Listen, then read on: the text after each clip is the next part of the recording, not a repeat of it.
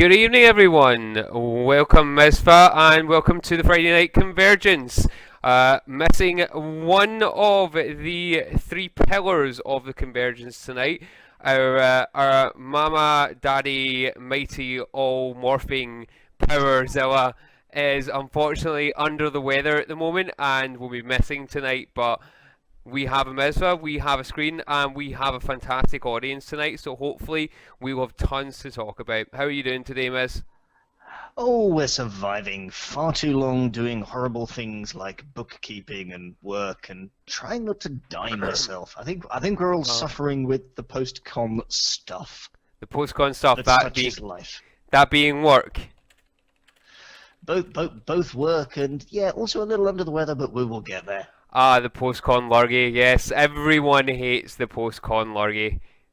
I don't know if anyone else was lucky enough in the chat to be at Eurogamer or Gamescom this year, but man, the lurgy, it hits you so hard. But we've got a fantastic show tonight. I have some stream bombers already. I'll probably have a cat in the background. In fact, I already have a cat in the background. There we I've go. been stream bombed at 3 minutes in. Right, I'm done. I'm out of here. And now I'll just monologue for the next hour. There we go then. No. I will not let the chat do it. start with No, a small no, song. there's not going to be any. No, not after the No? karaoke bar that I left you in on Saturday morning, Saturday night. I don't know. The days they merged. Sunday I morning. think it was officially Sunday morning, yes. Oh, harsh time. It started as Saturday night. But we had a fantastic time at Eurogamer. But enough about our escapades. Let's get on to the show. Tonight we've got a fantastic show. There's a lot of news coming from the WildStar camp of various sorts. Some good, some not so good. Some I don't really care about. No, I do care about it. But first of all, let's just outline. This is a no-hole bars show, or a show with no holes, or bars, or windows. Either way, we tell it how we think it is, and frankly, you know, sometimes that's good, sometimes it's bad, sometimes it means that we're not going to be saying things that we might particularly like saying either, but we love the games we're talking about, and we do want to see them succeed, so hopefully we're not going to be pandering too much, except to our chat, who are yeah, I'm going to just keep pandering to the chat all night. Whatever the chat want, the chat shall get, unless it hurts or costs me money, because I'm Scottish and that's not going to happen. Other than that, we've got what we normally do at the start of the show is we ask our hosts what they've been doing in WildStar or in Guild Wars this week. So, as this week we're focusing on WildStar, Miz, what have you been doing in WildStar this week? It's been the usual. It has been raiding. We had our usual raid on Tuesday, and of course on Thursday we had a town hall. So only one raid this week, not two. We'll be covering that one a little later, I'm sure. Okay, fair enough. Because I suppose I should answer still. I've been dropping in for a little bit of PvP. Honestly, I've not had a lot of time in WildStar this week. Eurogamer has absolutely killed me dead. I was taken by the strain, pretty much. After we removed the constrained facehugger, I pretty much had a couple of days of being alive and being able to breathe, so I've been popping in for a bit of PvP, and I've had a horrible time trying to get Daggerstone to pop, to be absolutely honest with you. It has not popped for 2 days, and I've basically been sitting around with my fingers in my ears doing not a lot, which I'm not desperate about. Yeah, funnily enough, the topic of Daggerstone and it popping or not popping is actually one of the things that came up in the town hall. So how that queue works is something that is actually being looked at as we speak. I missed a segue. I missed a segue because I wasn't at the town hall and didn't know that was coming up. This show's already going downhill. Pseudo will be sitting there marking that up in her bed. It's going missed segue minus DKP. Thankfully we don't get paid by DKP here because we don't get paid. Does that means you have a loot council effectively, yes? So we just work out who gets what out of the available resources? The swag, you mean? The swag that we get. We don't get to keep the swag here. We get to mine the swag until we give it to someone else, pretty much. So we'll move on to the news in that case then. WildStar news this week. We'll take a little bit each, but I think the biggest news this week has been that, as the title says, there's no more frosting on the cupcake. Stephen Frost is leaving Carbine, and he announced that on the WildStar stream on Tuesday just gone. Didn't give us a lot of information, but how's the community been taking that where you are in PvE land, Miz? It's been a little bit of a rough ride, and there's really two voices emerging, and it really depends whether you want to look at it just logically or emotively. So if we put a logical hat on, developers get involved in games. They have a development cycle. You're running around in the game for 6 years, or only really running around in the last couple. You're working with the game for 6 years, and you get to a certain point in development, and someone says, "Hey, you've done a good job. Come and do something new. Come have a break. Come have a change of scenery, and have a pay rise. Step up another rung in the ladder." So it's pretty normal to see people, and I'm hearing myself for some reason. Pretty normal to see people move on after the end of a development cycle. But there's a wrinkle here, and that wrinkle is Frosty, because he has, although he's technically a producer, he has become the voice and the face of all things WildStar to many people. It started off because it was in the Dev Speaks, and it just kind of worked. Him and Tony around camera was a really good thing. Yeah. So for him not to be there now, a lot of people are viewing very, very negatively. So, he's the face of WildStar and he's not there, then doom and thunderbolts and explosions, and it's like running around, being lasered from on high. Obviously everything's going to die, nothing's going to work, and he is the personal hamster rotating the hamster wheels, so without him there, nothing's going to happen. Don't buy into that personally. Alright, sorry, you're done there. Sorry, I'm sitting there tweaking buttons to see if we can get some of this done. 1 minute, let's see if we can mute you out a bit and see if things are a bit better for everyone. So, as it stands at the moment, hopefully Miz can still hear me because he's temporarily muted right now, so we can try and reduce the on-screen echo. So, Miz, you're going to be, if you want to interrupt, I just want to see you wave like this. Yeah, that works. But as it stands, I don't actually have speakers on Avid. It's probably just leakage across my headset at the moment, so we're gonna have to just bear with it for a bit and have a little bit of fancy work.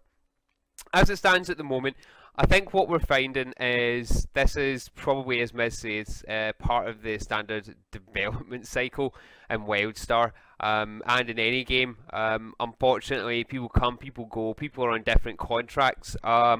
A lot of QA we tend to find, especially, are on temporary contracts, so they don't necessarily stay for more than, say, a year or two within a job, and a lot of them don't get permanent contracts. Even developers and coders, who are essential to making a game, are bound by the development cycle, so it doesn't it's not unreasonable to think that people that work within QA, not within QA, within production, and are up at the top end, some of them will still be on similar things where they're on contracts. So it's not unreasonable. The fact of the matter is as well that WildStar, as great as it's going to be for someone, for a lot of people, when you achieve certain goals and you've met certain levels of success, you want another challenge, and the Frostman is not exactly getting on in life, in respects of he's not an old man yet. So he's not, let's be honest. The man's going to want to continue his career and achieve other things. If you've got one thing on your CV that says, I made WildStar, that's great, but it's one thing. You want to have other goals, you want to get moving on. I do have Mizpah up really, really loud, which is probably why you're all hearing a bit of echo from him, but we'll try and work on that. So yeah, it does. I don't actually think it is because of anything bad in the game. I think it's unfortunate the timing it's coming at, but I don't think for, say, the next 6 months or so there's going to be any good time for him to have left, and you can't really expect someone to pass up a job opportunity because it looks good or bad to the community. So yeah, it's worth pointing out one of the comments from Anlath in the town hall. It was literally a case of the offer was too good. you kind of had to take it. And it was an agonizing decision for him. That was apparently quite obvious.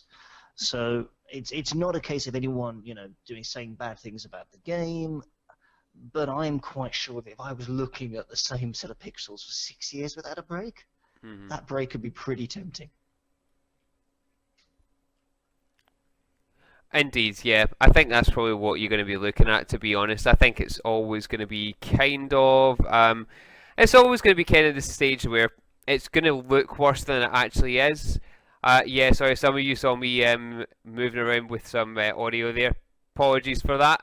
But we'll move on to the next point in the news right now. The next point in the news was the WildStar Town Hall itself. So WildStar Central had a couple of town halls, one for the NA and one for the EU, at different times. Hopefully decent times for both of those zones. Not one for the Pacific region, I might add, though. Which, let's be honest, people in the Pacific region play WildStar. Just saying. And they certainly do play, but the town halls are lined up with the official server regions. And no, nothing negative to anyone in Oceania land, but I'm not quite sure whether there would have been enough separate sort of attendance and focus to make that a thing in its own right. That's fair enough. I mean, but as it is going on, there was Town Hall anyway. We had two. We had one for the EU, one for the NA. And Miz, I believe you attended the Town Halls, is that right? Yes, I didn't manage to make the NA one. I was indeed there for the EU one. I was one of the people that got to sort of throw queries, questions, and confabulations around the place. Sorry, and so take us through the town hall. Don't leave me hanging. I will take you through, but the muting on and off keeps giving me sort of 60-second silences, so that's not working. The 60-second. Okay. So the town hall, all sorts of things went on. It was hosted as always by Zap. This is the second or third time we've done such an exercise. The previous ones being in beta and sort of pre-release, and it's not so much a place to put direct Q&A to Carbine. It's a place for all the interested parts of a community to come together, discuss, share ideas, but it's something that's very much watched by Carbine, as indeed Amlath was there in all of his glory. We did get a few odd direct answers from him that snuck under the radar for various things. But it's all about the community coming together and going, well, I represent this bit and I think this. I represent that bit and I think that. It's hosted by the folks, as I said, Zap Robo and the folks at WildStar Central. Yeah. Do a really good job of it. It's nicely and very professionally done. So he played the role of chair and took us through multiple topics, PvE, PvP, a host of things. And everyone had a chance to have their say. And the results are up on Twitch as well, both live and in a YouTube sort of post-record that could be watched by people. Each session was about 3 hours long, so you're not going to get much more than just the cliff notes here. That's fair enough. Hit us with anything.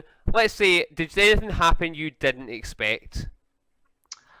Not too much that I didn't expect, probably because I've been lucky enough to be involved in the past ones as well. Some very strong opinions around the place, and you're going to get that in this sort of environment.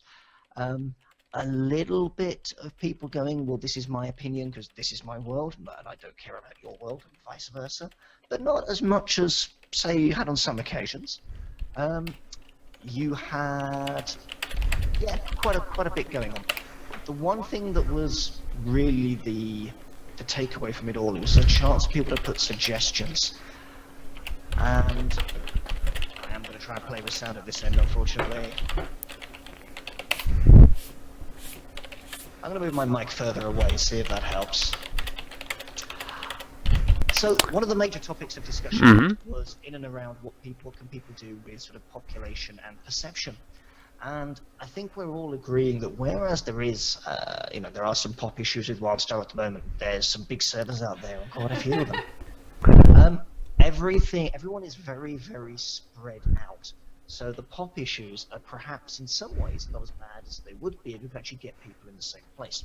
And that's fine. That's wonderful. That's what mega servers are doing. But there's a second elephant in the room here that we need to actually look at. And that is perception. Because we're now dealing with a perception issue. Very, very much true. It doesn't matter if there were 50,000 people logging in to do something with WildStar right now. Your man on the street is still going to say, but nobody's in WildStar. So a lot of the discussion actually was around how can we deal with this sort of perception gap. And one of the things that was put forward, which I think they're going to be doing, so keep your eyes open for this, is releasing some stats to talk about what's happening in the game. So, for example, 5 billion lops killed. 300,000 people dead to X. You are so harsh with the lop killing, man. I mean, I know I want the lops dead, but every time, every week, it's just like with the lops, killing with the lops. This is just to get your own back because someone can't be here to fight back on the lops' behalf. No, actually, it's just we use lops as practice for chewers. Oh, oh, okay, that's fine. As long as they're just cannon fodder. Yeah. Or lop fodder, as the case may be. I'm actually quite surprised that they're putting out specific statistics. MMO companies generally tend to be quite hands-off about giving specifics like that. That's quite unusual. Well, I made the point that it would be great, irrespective of the numbers, to see something real. Now, we know why it's scary commercially for them to go, 14,000 people are logged in right now, or whatever that number is. That's not a representation of any number. So it's a case of how can we try and break this perception gap? And one of the ideas put forward was getting some stats. Now, I don't know if you'd have seen this, but about 6 or 7 months ago, I think it was, World of Warcraft did something similar. They produced an infographic of everything that had happened since the game first launched. Yep. Now, of course, their numbers are staggering and scary and all this sort of thing. I'll have to dig them out for another show, but one of the awesome ones I remembered is they had the number for how many times Hogger had been killed. Poor thing? Like that. Hogger is not a poor thing. Hogger is a rancid boar demon thing that is the scourge of... The scourge! The pirate scourge! He's the pirate scourge. Rawr. It's not like a pirate day anymore. I missed that. It's fair. So did I, but as it stands, it's interesting to see they're going to have statistics out directly. It's something that a lot of companies don't like doing, and it's we're hoping for. It was seen as a good idea to go back to HQ. If there was one other thing that you had to highlight from the town hall, what would it be before we kind of move on to other things? Because it is very busy in the show tonight. It's so many little small things. It's hard to pick up on one thing. Okay, what's the one thing that will have the biggest knock-on impact to your individual community then?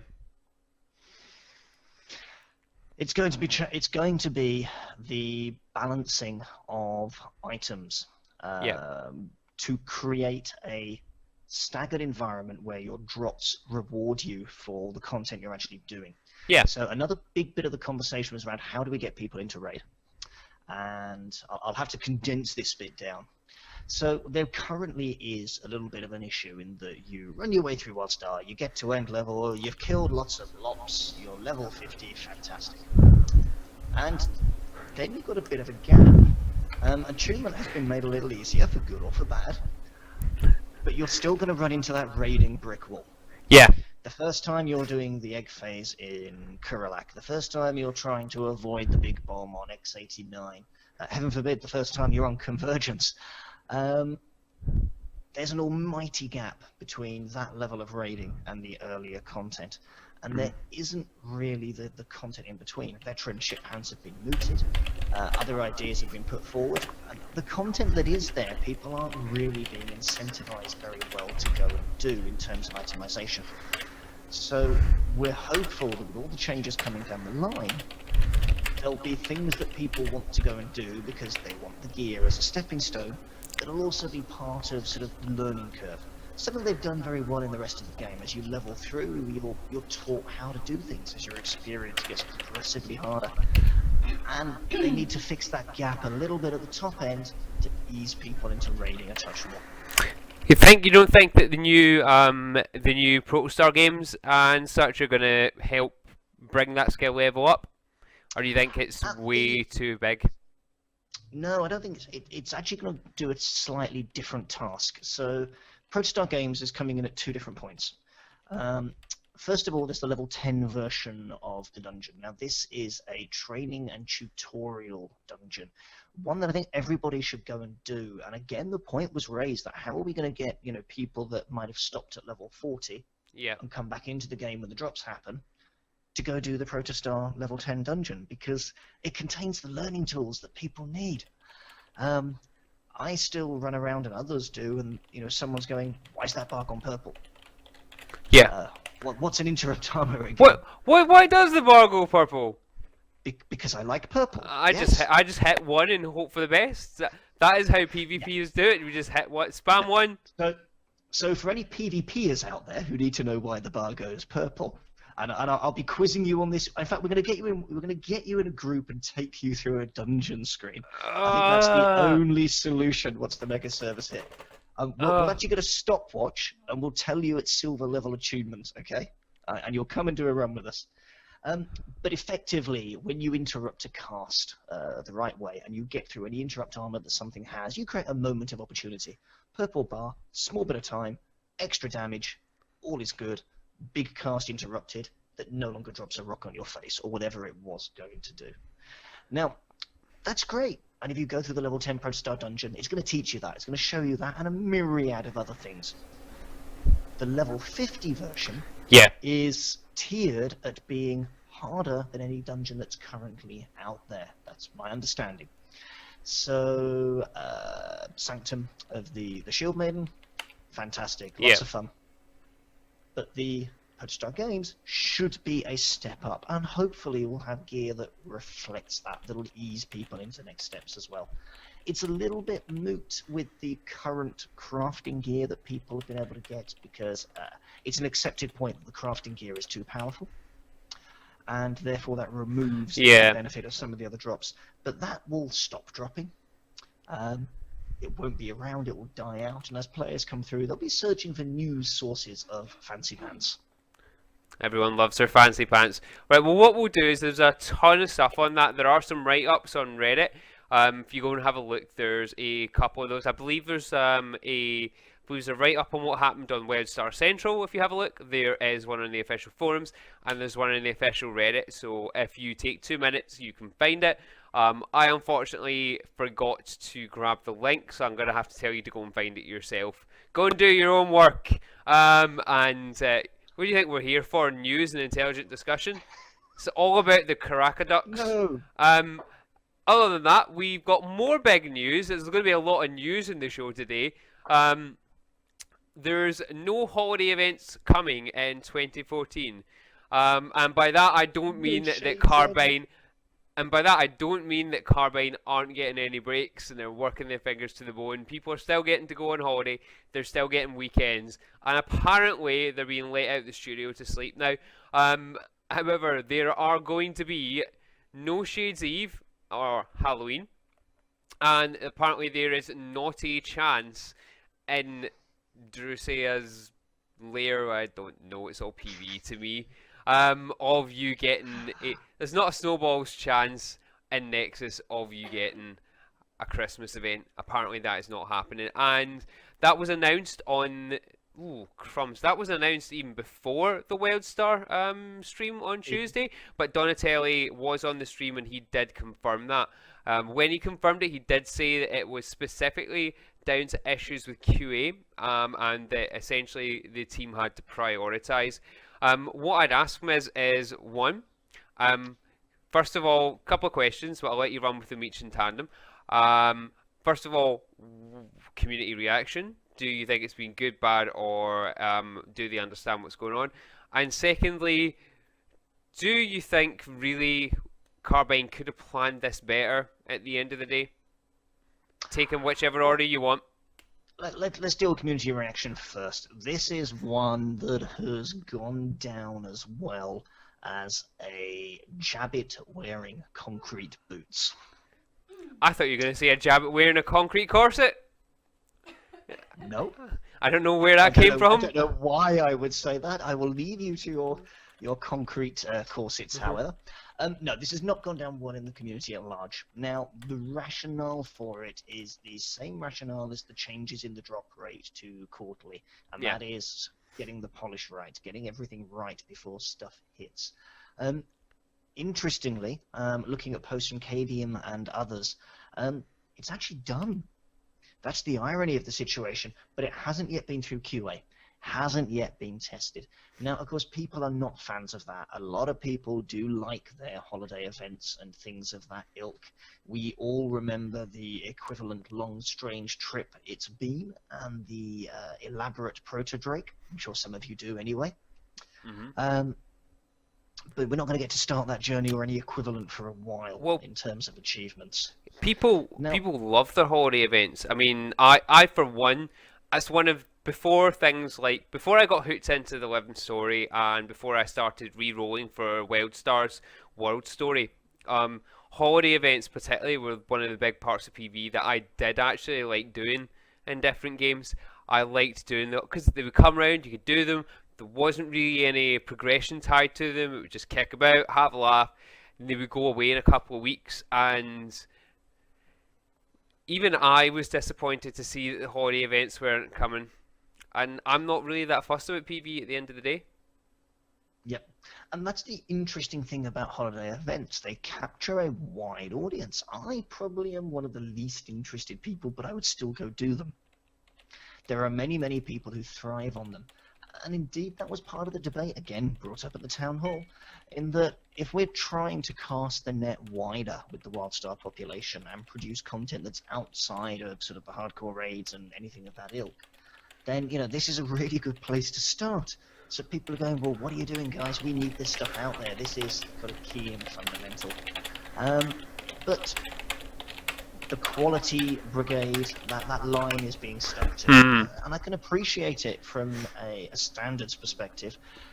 Effectively, you can imagine, but we don't know, that right now there is a pretty big bottleneck in the Q&A side of things. You've got different teams doing development in parallel, but there's only one set of Q&A. And they must be having a hard time right about now. Do you tell me about it? It must be pretty awful. Great working in video games, but man, it must be pretty hefty work right now in QA at Carbine. From my point of view, I do think it's the right decision for the situation they're in. I do wonder about the situation occurring as it did in the first place. Bear in mind, we've seen QA issues before. We've seen, especially with PvP imbalance, we've seen things like, we've seen skills that will fire in 360 degrees and then be fixed and then cause no damage. The Spellslinger and the Medic particularly suffer from some real bad bugs. We saw in Guild Wars, the other show that we cover, the new player experience worked, but it didn't work quite right, and it caused a whole plethora of bad feedback because there were unintended behaviours with it. And QA is so vitally important to get right, and it was a good idea for them to draw that line. I just wonder if, with Halloween, Shadesy, being finished already, if they've got quite far down the line before saying we don't have the resource, how do you get to a stage where you plan resource? I wouldn't say badly, but to a stage where you have a whole content drop essentially that you have to go right, putting that to one side.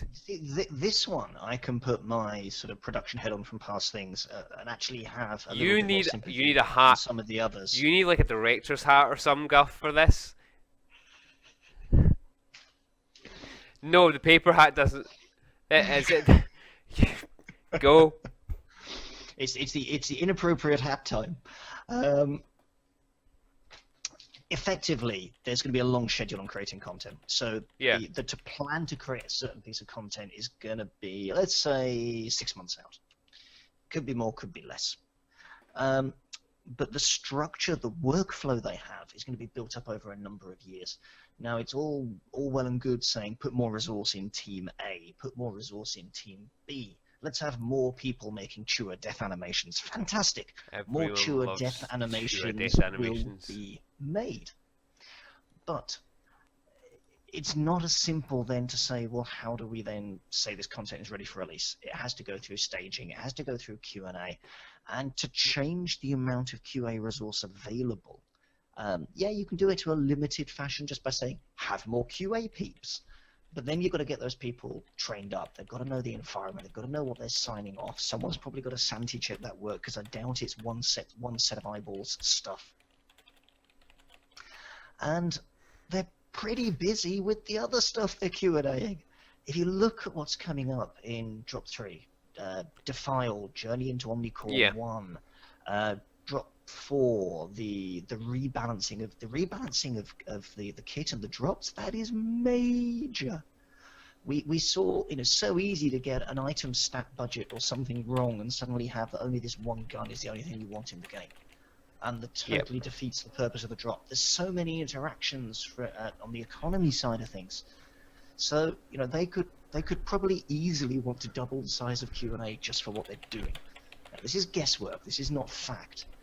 How then, when they've made the changes within the last 6 months, do they change the Q&A workflow for this piece of content they've already started crafting? And I don't think they can, with the best will in the world. It's clearly it's going to be a situation that they've got to deal with. They've picked the best direction for it, in my opinion. So yeah, I think there are more important things at the end of the day. And Seth points that out in chat, and I have to say, I agree with the Seth.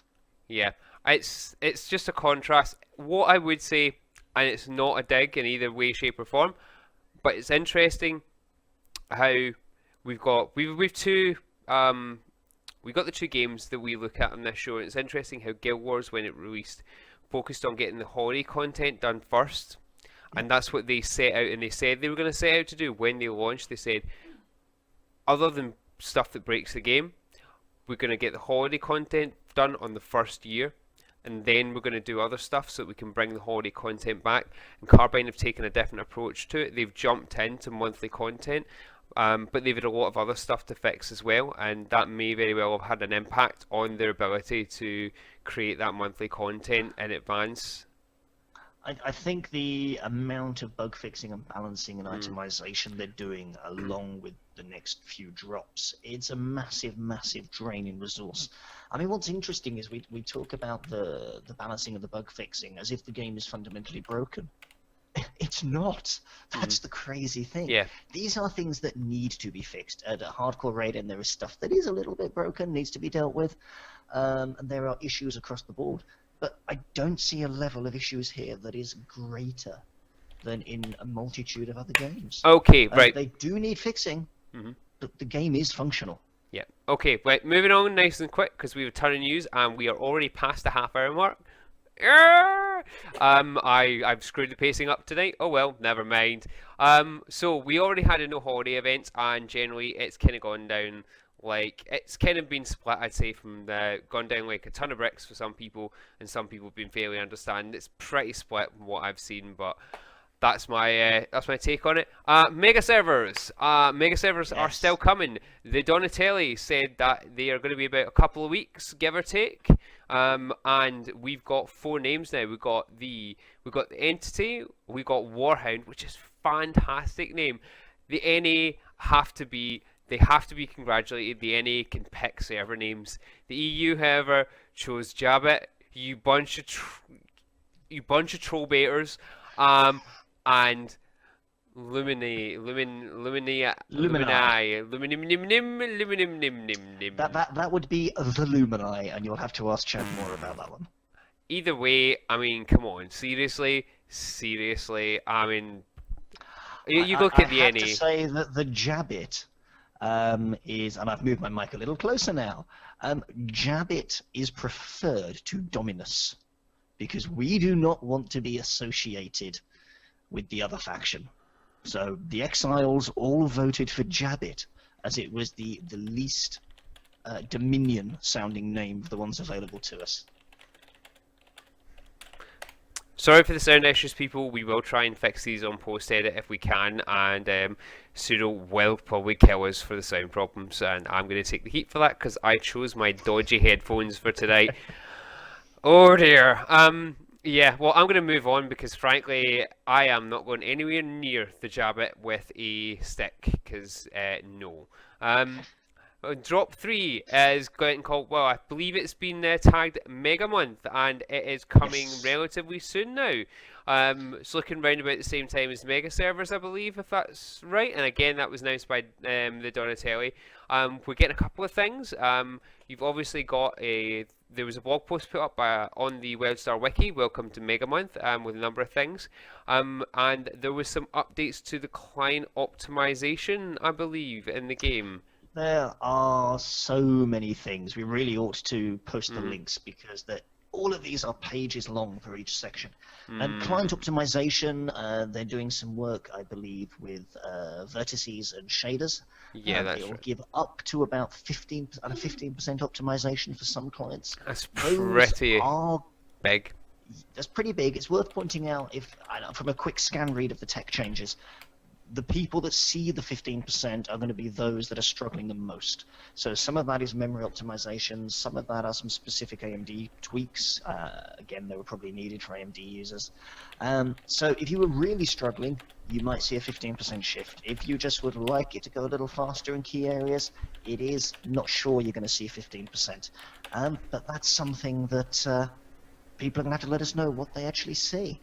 Now, indeed, as Seth points out, the mega server drop is not, from a tech perspective, tied into the other content drops. So these are entirely different things. Yeah, that's true. I'm just looking to just hit a few things that got announced this week and take a reaction on them. Generally, anything that increases client optimization is a fantastic thing, and that's why I wanted to highlight it, because far too often right now there's a lot of attention on the fancy bells and whistles and the nice stuff and the new drops, and not a lot of kudos gets given to the guy working late at night on the algorithms in the client for weeks on end. And we saw back in the day. I know I keep referencing back to Guild Wars 2, but since we have both of them on the Convergence, we saw back in the day how long it took Habiblo to basically pretty much single-handedly rewrite the algorithms for culling in World v World to actually fix the lag that we used to get and remove culling, and not enough people get enough credit for doing that. So I just wanted to highlight that a lot of work has gone into making you can thank Sean Craig and the crew for that one, because they have been diligently carrying on in the background making these changes. Yep, and all credit to them for doing that, because it makes everyone's life a whole of a lot better. So we move on from the news finally. At only 8:45, we might run a bit late tonight. To the Straining to Speculate section, and we've got a few things we want to talk about this speculation, and really we want to look at what the new player reward system is going to be. I believe there was a new player reward system was briefly spoken about in the last week or so. There hasn't been any details on it. I believe it was dropped on one of the streams, but I can't remember which one off the top of my head, because I haven't got a link for that right now. And it was early in the morning. I was watching it on playback. It was like 6 a.m. I just remember noting it down. We know what you were doing. You weren't doing anything other than practicing your karaoke after such a dismal showing at the Twitch event. Dismal showing, the non-showing, I think. But yeah, this would be a new player reward system. And one, has the community picked up on that much, Miz? And secondly, if they have, what do you think it's going to be? Not especially. It was mentioned sort of as an aside with everything that went on at the town hall. The joke was made about more boomboxes. I suffice to say, I really hope it's not more boomboxes. Dude, do you know how many boomboxes I have opened? More than I can poop in a month. I believe so. I'm not personally aware of how many boomboxes a Screenager can poop. I'm not actually sure that was a measure. Is that a unit of measurement we need in our lives? I don't think so. Give me a month and we'll find out. But I do know Uh-huh. that I am yet to open a boombox with anything in that I actually want. I have so many sconces now- for the inside of my house now. There's something Seth says. Boombox Season 2. Do you really want Boombox Season 2 as a reward for continuing to play? No. You don't. I No, don't. you don't want different boomboxes. You just never want to see a boombox. I'd love different boomboxes. Do you know what? No, I would. boomboxes have not been good to me. I would no. Just no to the boombox. Like, I'm quite happy to keep giving them my money, but if they give me even different boomboxes, that might be the last straw. That might be the straw that makes me unsub.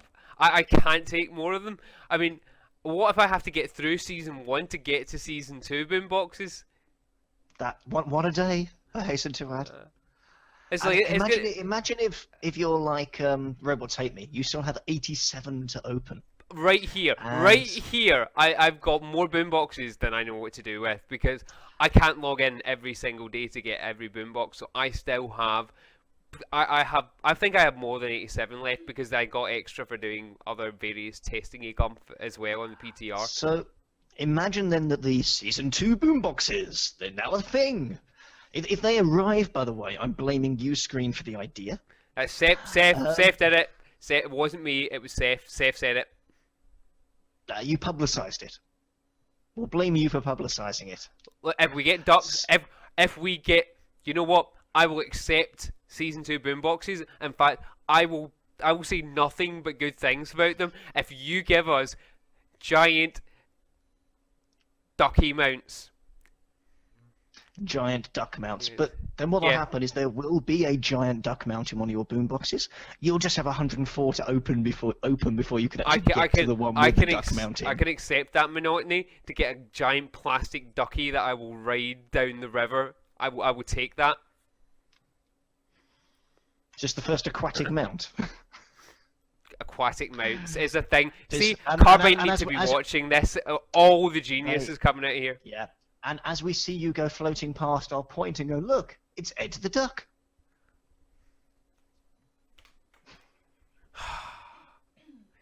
Anyway, You asked for that one. in all seriousness though, RNG chests for continuing to subscribe, not a thing I'm desperate to see. Make them something like you've done all your dailies today. Have a boombox. A nice little thing for getting involved in the world, not just for existing. I don't know what I necessarily would like to see, but I actually would rather see nothing than RNG chests. I really would, because RNG chests just even the thing is with RNG chests for the cosmetic items that we've had so far, they've not created much power creep. But yeah, everyone said, huge amounts of them. Really not worth it. I'd rather see either. You know what? I would rather see the chests provide something that gives you some sort of progression to work towards some sort of epic looking mount. Like you get the plastic out the chests to be able to go and craft certain components to go and put together a big giant ducky mount in 6 months' time. It is worth saying that boomboxes as a delivery mechanism are actually fine in fairness. They reward playing and activity and involvement with the game. Hey, cool, good things. What you're getting out of them is very, very random. Yeah, there are the elusive mounts. The War Pig, I think, is one of them. The Elevar that glows. I'm yet to see either of those, as are most people. Someone in our guild does have one of them, so they do exist. They are real. But if it's a sub-related benefit, they've got to be a little more tangible than that. And as Seth says, aquatic zones, yeah, because everyone loves aquatic fighting, and yeah, because aquatic legendaries, they were totally a thing that everyone was gunning for, and oh no, wait, I know one person with an aquatic legendary, and Jason Winter only brings out his aquatic legendary for trolls now. Anyway, moving on. So we've got no Christmas event this year. Do we think we're going to see a New Year's event at all, or do you actually think? Do you think that instead of standard US holiday events, because let's face it, it's US holiday events, we're going to see game-specific holiday events when they have time to put one in instead? I would hope so. I mean, clearly there's going to have to be holiday events based upon our boring Earthian terrestrial calendars, because people are off work, they're free, they're able to play the game. There's just a natural synergy. But it would make more sense in a way with, you know, the genius that is Chad to come up with some holidays that are purely Dominion and Exile specific. I'd like to see something split. A big Dominion holiday that isn't a thing for Exiles. A big Exile holiday that's not a thing for Dominion. That'd be kind of cool. That's quite a cool idea. Like a formation day or whatever for the Dominion for when, or celebration day for whenever the Emperor came back. Exactly, it's the yeah. same for both and things like that. So something that's actually totally different for both factions would add some fun and some flavour. That sounds like a fantastic idea. And the thing is, if we get that sort of thing, it allows Carbine to take some of the holiday development at their own pace. Because Shades isn't coming until next year now. Christmas, whatever that was going to be, and I'm assuming it was still in we started development at this point, won't be coming until next year because they've written that off now. So somewhere in that whole 10-month period, they've got plenty of time to put in their own holiday event that's specific to Nexus, which would be great. It really would. Other than that, and Seth again makes a good point. There's not really you can take it from different ways as well. I mean, what Miss says has a point. I kind of would be happy with either. I'd just like to see something that's specific to the world of Nexus and WildStar rather than having to sit with something that's just, right, here's a holiday event. We're going to have a holiday for Mother's Day. Yay! If I ever see a holiday event for Mother's Day in a game, I am unsubbing. I'm out. It's not that I hate mothers. I don't hate my mother. It's fine. We get on. We talk. It's all good. I'm just going to make sure I don't dig that hole. Sorry, Mum, if you're watching. Hi, Mum. Anyway, moving on. Our next set of notes says general what the fuck reaction. I'm not sure why I put that there. I think we'll just skip past that. Other than going, that possibly wasn't a note to be read out on air. Oh well. Damn it, Mizpah. See, there we go. Right, that's that covered. We move on now to our next section, which we're trying to have each week to give players who may have just come into the game or may not be that experienced, or maybe boomerang players coming back, give them a little hint, a little tidbit for 5-10 minutes just of things that they might want to know and might help them in the game. So what we're doing at the moment is we're going through a series of essential add-ons that you might want to know. So, Mizpah, which add-ons have you selected today? And I will get back to the chat. We've pulled out two more for this week. Now, the first one of which touches on the idea of FOV, or field of view. Now, I have a little bit of backstory for this one. The field of view in WildStar is a little narrow. Now, full disclaimer, I'm one of the few players that actually likes the narrow field of view, but I'm aware that I'm very much in the minority, so we've pulled this one out for everyone that's not me. Now, normal eyes, you can see something in the region of 110 degrees of vision. Most games, most screens are set up to be something in the region of 90 to 95 degrees field of vision. WildStar's is around 65. Now, some people find that this gives them a few issues with sort of either some motion sickness or nausea or whatever else, because the brain is taking this narrow view and trying to interpolate it in the way it always does and going, oh, it doesn't fit. So what this actually does is this add-on allows you to change the field of view. There's a load of techie blurb explaining it, horizontal and vertical FOV, and what the difference is. But the short version is, this add-on's got a lovely new interface where you can go, my screen is yay big, I'm sitting this far away from the monitor, this is my pixel density resolution, and it will suggest to you an FOV value. You may as well give that FOV value a try. Some people are finding that it's a more natural experience, they can see more, you get much better peripheral vision, this is very true. And if you're trying to do things like, not stand in the red telegraph, being able to see more of the red telegraph is pretty useful for some people. So be interested to know what people think of that one. Give that a look and tell us what you think. That was one of two. The other one is we're going to come up with something to allow you to make your screen a little bit more sparkly. And it's a quick fix for all sorts of things. And that is Potato UI.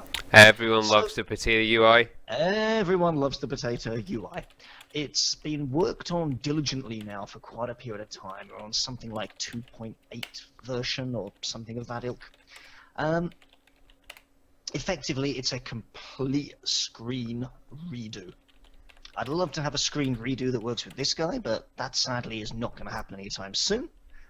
However, you can do it in WildStar.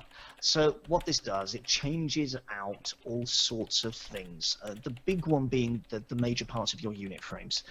It lets you see sort of percentages and numbers more easily. It lets you see interrupts more easily. Still not a replacement for interrupter. But if you want a quick way of getting a whole new screen and UI, and then you can turn parts of it on or off, if you don't want to play with 50 different add-ons, this one could well be the way to go. I put the link in chat, so if you want to take a look at that, please do so. And you could have a set of add-ons as fantastic and pink as Mizpah's one day. Oh, and one thing we haven't mentioned, critical, it's actually on the PTR. The top hat can now be dyed. The dye channel wasn't working. What? The top hat on the I PTR can have a pink top now hat? be pink. Mind blown. Mind blown. That's go. it. So I'm just thanking Seth for thanking us, because shucks, we actually talk to people. Yes, we may be incompetent, but we talk to people. I'll leave you with that statement. I'm not touching that one with a 6-foot barge pole. Fine. So my mind's just that blown by the idea of a pink top hat. Frankly, I'm gone. Like, we're gonna wrap this show up in the next 3 minutes, so I can go and dye my head pink. I mean, dye my hat pink. That sounded wrong too. Never mind. This could end up going very badly for the end of the show. What we're going to do now is we're going to move on, ladies and gents in the chat, to ProStar Employee Application section, which generally covers fan art, things for the community in WildStar, and general haberdashery that I can't fit in anywhere else. So first thing I want to let you all know about is that there is an artists event going on in WildStar. Lots of people do. They do things like dungeon runs. They do things like they have good for you, Cupcake. They have PvP events. They have fight night. They have speed runs of dungeons. They have housing events. But end of the day, this is something relatively unique. If you go onto the forum, and I'm going to put a link in chat. If you are an artist and you want to get together with a circle of other artists in WildStar and do WildStarian arty things, then I don't know, I'm not an artist. Heck, I play drums. I'm not even musical. Then go ahead and have a look at this. Sign up. It happened already. It was considered a success, and generally it's a great way of getting to meet other artists within the game. So go ahead and have a look at that. The next one that I'm going to highlight to you is a fantastic cosplay that was put up on Tumblr recently. I am going to switch us through to another. Yeah, I'm going to switch. That's it. Yep, was dropped in on Reddit recently. I'm going to switch us out to the 3-way and see if I can show you all a picture of that.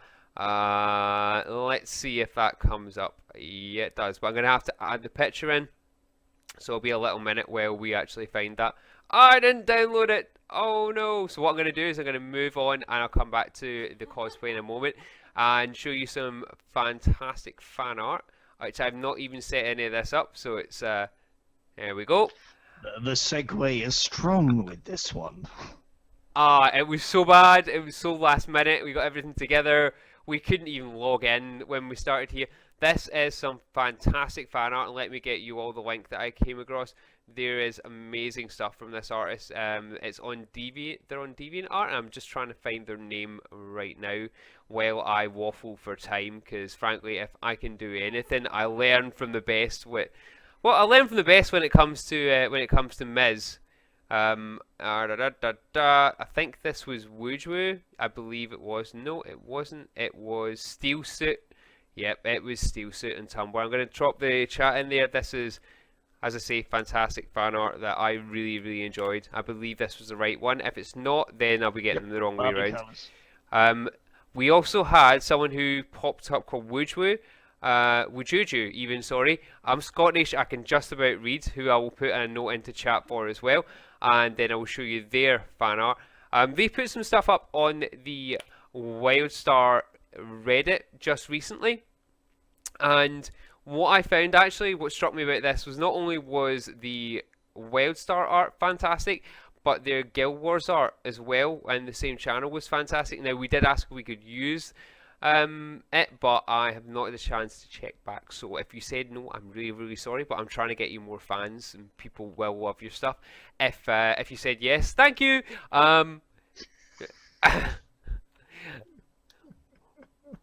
What?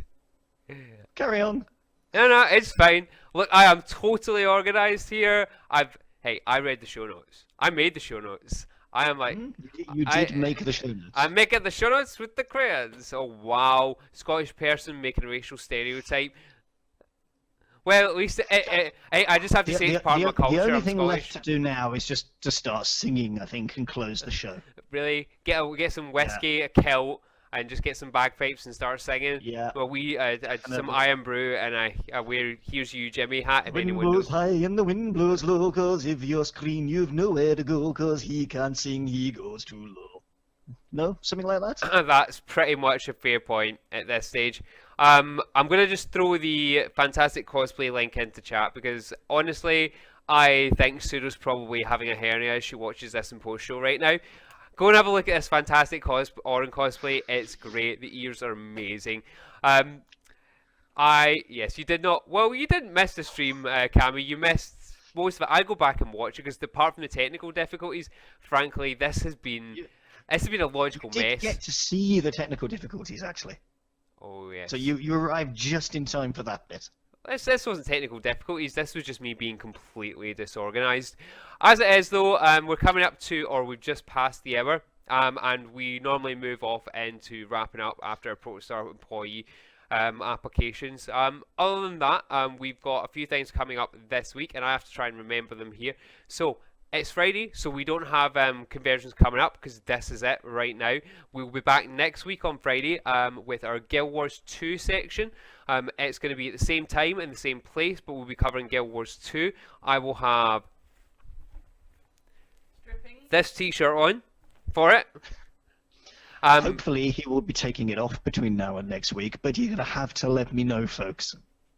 Stinky pits. Moving on from that, Saturday and Sunday, we go quite quiet at MMOBuff over Saturday, Sunday. We don't do a lot. We may have people streaming. Alris usually tends to try and stream on a Saturday, so keep your eyes out on Twitter and on your email boxes. We may be streaming. I may well be doing a little bit more Middle-earth Shadow of Mordor. That's been going down rather well this week. People been liking watching you and your middle-aged man. Yes, we've had a couple of interesting streams with sort of 4-digit numbers on, so that's been fun. Watching me die horribly. The game is good, but it takes a bit of getting used to. Okay, and moving on from that, Monday we have our perspective again, where Sudo will be looking at a particular game. Hopefully the Gauntlet devs might be on with us, maybe, or we'll be looking at something completely different. I have a couple of Nosgoth keys kicking about, so I'm going to be trying to get Josie to play that if the Gauntlet team aren't up for this Monday. Tuesday we have the Campfire, and we have a new Secure Gamer from Sudo again. Sudo goes through every Tuesday, puts out a vodcast for you to watch at your leisure on how to be a secure gamer, be it mobile authenticators, I believe she's looking at that this week, or passwords, or how to not leave your computer unlocked when you walk away from it because your colleagues will put My Little Pony on it. If you work at NCSoft, but that's a whole different thing. And we have the Campfire. It is me, Screenager, Real Blank Space, and Sudo again to talk about community. We may have a guest coming up. That depends who I can rope in to come and talk about community and their own views on it. Blizzard forecast may not be happening. That is down to the Miz over there. Are you looking to do Blizzard forecast Yep. this week? We should be. We've still got to sort out who we have on and what's happening, but there should be a thing. Alright, and on Thursday we will continue to have the Data Mine, our premier indie dev show, talk, meetup, coffee morning for all of you who are interested in the indie scene. Other than that, we will continue to have a number of things. If you want to get in touch with us, give us a tweet at, what's their Twitter, Martin? You can tweet us at MMOBuff. And you can get in touch with us by email at... voice at MMOBuff. And what other social media sites can you see us on? All of them. All of them! Particularly, we have Facebook and we are on Anook, which is a fantastic site. We've just set up a player.me page and we have a Google Plus sitting about, so search for MMOBuff on all those channels. But again, if you've got anything else that you want to send to us, like get the Scottish person to slow down and be quiet, then you can send that to voice at MMOBuff.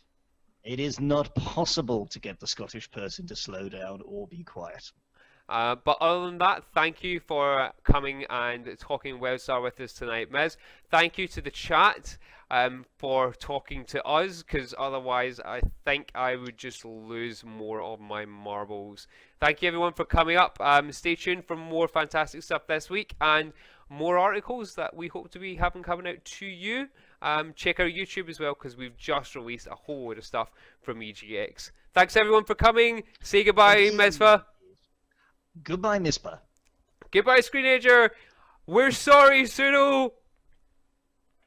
Later, folks. Bye, everyone.